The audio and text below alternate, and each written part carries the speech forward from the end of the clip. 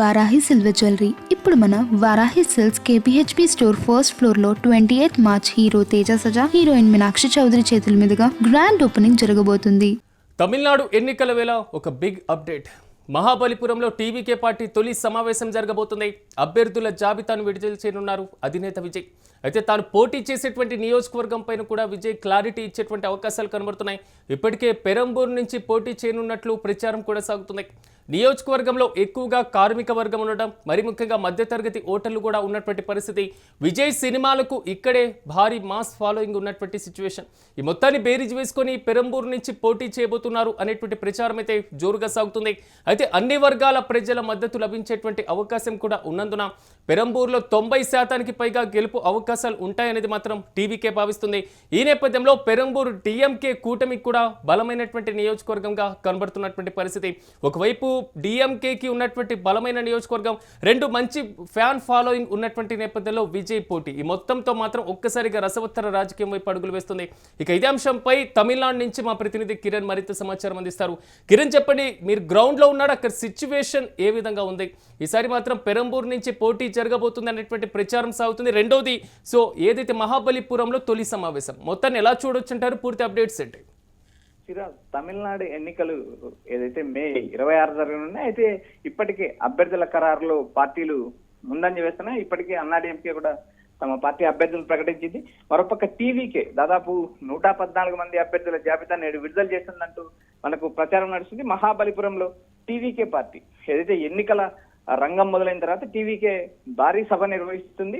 ఏదైతే పార్టీకి సంబంధించిన నేతలతో నేరుగా ఏదైతే తమ పార్టీకి సంబంధించిన అభ్యర్థులను ప్రకటించడం కావచ్చు, లేదా పార్టీ గెలుపు తీరాలు ఎలా తీసుకెళ్లాలంటే ఒక వ్యూహాత్మకంగా టీవీకి నేతలతో నేడు విజయ సమావేశంగా అన్నారు. అయితే ఈ సమావేశంలో కీలక నిర్ణయాలు తీసుకున్నారు. మరోపక్క పెరంబూరు నియోజకవర్గం నుంచి ఏదైతే చెన్నై జిల్లాలో ఉన్న 16 నియోజకవర్గాల్లో పెరంబూరు నియోజకవర్గం ఒకటి. పెరంబూరు నియోజకవర్గంలో టీవీకేకి సంస్థాగతంగా బలమైన నిర్మాణం ఉండడం, మరోపక్క సభ్యత్వాలు దాదాపు టీవీకే ఏర్పడిన రోజే దాదాపు 45,000 సభ్యత్వాలు ఏర్పడడం, మరోపక్క క్రిస్టియానిటీ ఏదైతే క్రిస్టియన్ మైనారిటీ ఓటర్లు ఎక్కువ శాతం ఉండడం, మరోపక్క పట్టణ ప్రాంతంగా వీటినన్నిటినీ పరిగణలోకి తీసుకొని విజయ్ ఇక్కడ గెలుపు నల్లేరు మీద నడకే అంటూ టీవీకే వర్గాలు వ్యాఖ్యానిస్తున్నాయి. మరోపక్క ఎన్నికల సమరంలో ఇప్పటికే అన్నాడీఎంకే అభ్యర్థులు ప్రకటిస్తుంది. మరోపక్క డిఎంకే కూటమి కూడా ఏదైతే డిఎంకేలో ఉన్న 26 పార్టీలతో డిఎంకే కూటమి బలంగా ఉంది.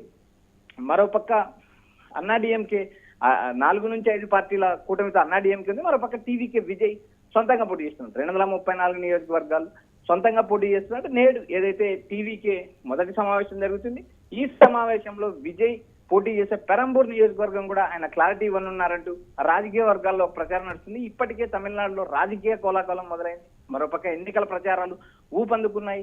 ఎక్కడ చూసినా ఇటు టీఎంసీ కావచ్చు, ఎక్కడ చూసినా అక్కడ డిఎంకే కావచ్చు, మరోపక్క అన్నాడీఎంకే కావచ్చు, కొంతవరకు చిన్న డౌట్ ఏంటంటే పెరంబూరులో ఆల్రెడీ టీఎంకే పార్టీ ఒక బలమైనటువంటి నియోజకవర్గంగా ఉన్నటువంటి నేపథ్యంలో విజయ్ అంత సాహసం చేస్తారా? సిరాజ్, ఇక్కడ ప్రధానంగా ఎన్నికల్లో బలమైన అభ్యర్థులు నిలబెట్టడం అత్యంత సహజం. ఇటు డిఎంకే నుంచి కావచ్చు, ఏదైతే టీవీకే తాము అనుకున్న విజయ్ టీవీకే పార్టీ అధ్యక్షుడు పోటీ చేయడానికి పెరంబూరు నియోజకవర్గం మొగ్గు చూపడానికి పలు కారణాలు విశ్లేషిస్తున్నారు. అభిమానుల మద్దతు, సంస్థాగతంగా పార్టీ బలము, దాదాపు ఏదైతే మైనారిటీ ఓటర్లు తమ వైపు మొగ్గు చూపుతారనే అంశాలు, మరోపక్క పట్టణ ప్రాంతం, ఇలా వరుసగా ఉన్న తమకున్న ఈక్వేషన్స్ ను ఆధారంగా చేసుకుని విజయ్ అక్కడ పోటీ చేయడానికి మొగ్గు చూపారు. గతంలో వేలాచేరి, విరుగొంబాకం పలు నియోజకవర్గాల పేర్లు బయటకు వచ్చినప్పటికీ, వీతో మొదలయ్యే పేర్లు బయటకు వచ్చినప్పటికీ కూడా విజయ్ ఏదైతే పెరంబూరు వైపు మొగ్గు చూపారంటూ ప్రచారం నడుస్తుంది. ఇది చెన్నైకి దగ్గరగా ఉండడం కూడా ఒక అనుకూల అంశం. ఎందుకంటే నేరుగా అక్కడ పార్టీ కార్యాలయాన్ని ప్రారంభించారు. గతంలో 2 రోజులు ప్రచార కార్యక్రమాలు కూడా జరుగుతాయని టీవీకే ప్రకటించారు. అయితే నేడు జరగబోయే ఈ సమావేశంలో విజయ్ ఈ 234 మంది అభ్యర్థులు ప్రకటిస్తారా, లేదా మొదట చెప్పినట్టు 114 మంది అభ్యర్థులు జాబితా విడుదల చేస్తారనేది కూడా మరికొద్దిసేపట్లో తెలియదు. అయితే నేడు జరగబోయే ఈ సమావేశంలో కీలకంగా నిర్ణయాలు తీసుకున్నారు. గతంలో ఏదైతే ఎన్డీఏ కూటమిలోకి విజయ్ వెళ్తారంటూ వచ్చిన ప్రచారాన్ని కూడా వాళ్ళు కొట్టిపారేయడం జరిగింది. ఇక్కడ అన్నా డిఎంకే తోటి బీజేపీ కూడా తమకు సైద్ధాంతిక శత్రువు అని విజయ్ ప్రకటించారు. అయితే రాబోయే ఎన్నికల్లో విజయ్ ఏ మేరకు ఓట్లు చీల్చగలుగుతారు అనేది ఒక ప్రచారం విపరీతంగా తమిళనాడులో నడుస్తుంది తప్పితే విజయ్ ఎన్నికల్లో గెలుపు సాధించి ముఖ్యమంత్రి అవుతాడంటూ ఎక్కడెక్కడ గ్రౌండ్ లో ఆ సమాచారం లేదు Siraj. Right Kiran, thank you. మొత్తం మీద తమిళనాడు ఎన్నికల వేళ ఒక బిగ్ అప్డేట్ వచ్చింది. మహాబలిపురంలో టీవీకే పార్టీ తొలి సమావేశం జరగబోతుంది. అయితే ఈ సమావేశంలో అభ్యర్థుల జాబితాను కూడా విజయ్ విడుదల చేయనున్నారు. అయితే తాను పోటీ చేసేటువంటి నియోజకవర్గం పైన కూడా విజయ్ క్లారిటీ ఇచ్చేటువంటి అవకాశాలు కనబడుతున్నాయి. ఇప్పటికే పెరంబూర్ నుంచి ఆయన పోటీ చేస్తారని ప్రచారం సాగుతుంది. ప్రధానంగా నియోజకవర్గంలో కార్మిక వర్గం ఉండడం, మధ్యతరగతి ఓటర్లు ఎక్కువగా ఉండడం, సినిమా ఫాలోయింగ్ కూడా విజయ్కి ఇక్కడ భారీగానే కనబడుతున్నటువంటి పరిస్థితి. మరి ముఖ్యంగా చెప్పుకోవాలంటే అన్ని వర్గాల ప్రజల నుంచి మద్దతు లభించేటువంటి అవకాశం ఉంది. అట్ ద సేమ్ టైం 90% పైగా గెలుపు అవకాశాలు పెరంబూర్ నుంచి ఉన్నాయనేది మాత్రం టీవీకే పార్టీ భావిస్తుంది.